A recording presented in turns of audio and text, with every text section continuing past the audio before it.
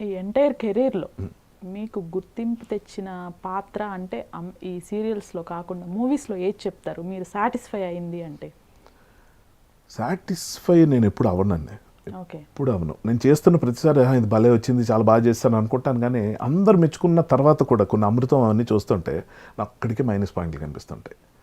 ఇప్పుడు మనం ప్రేమించడానికి గల కారణం ప్రతిసారి యాక్టర్ అవ్వరండి, ఆ పాత్ర.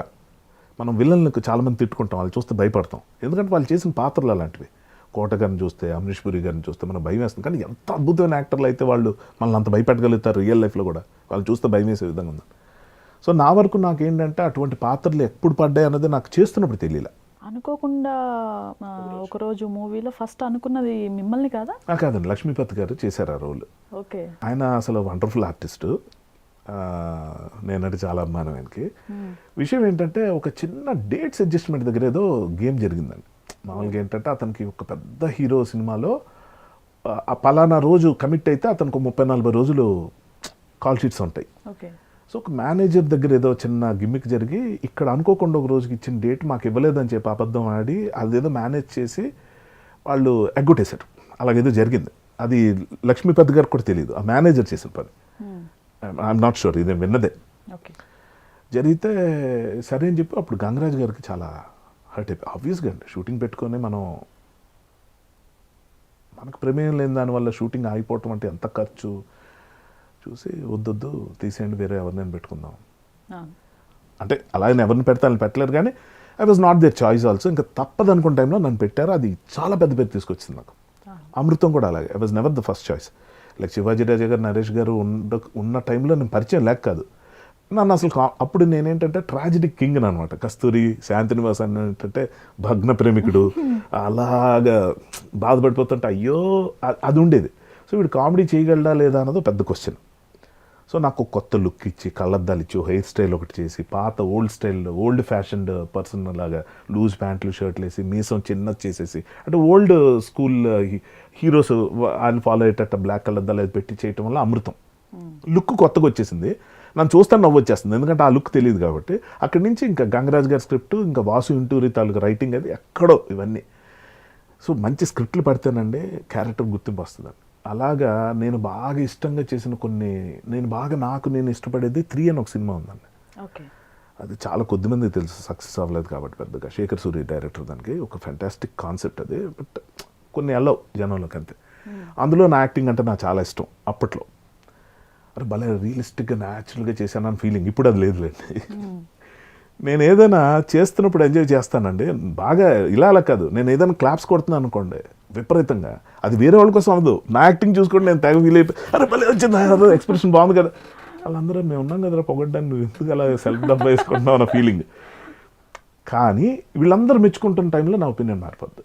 అబ్బా ఎక్స్ప్రెషన్ ఎందుకు అలా ఇచ్చాను, ఇది ఎందుకు అలా చేశాను, అది ఎవరిది ఇన్ఫ్లుయెన్స్ కనిపిస్తుంది కదా, ఇంకొకరిని ఎవరు ఇమిటేట్ చేస్తానండి, ఇది ఎందుకు ఇది వస్తుందండి.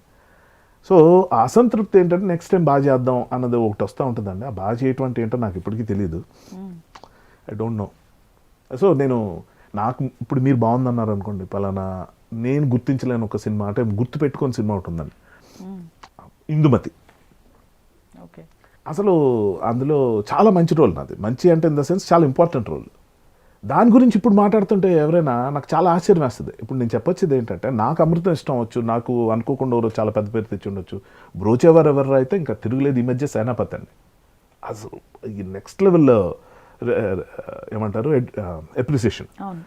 మీరు నన్ను ఎలాగూ చూసి గుర్తిస్తున్నారు, మీకు నేను ఎలా నచ్చాను అన్నదే నా సక్సెస్ తప్ప నాకు నచ్చిందంటే ప్రత్యేకంగా ఉండదు.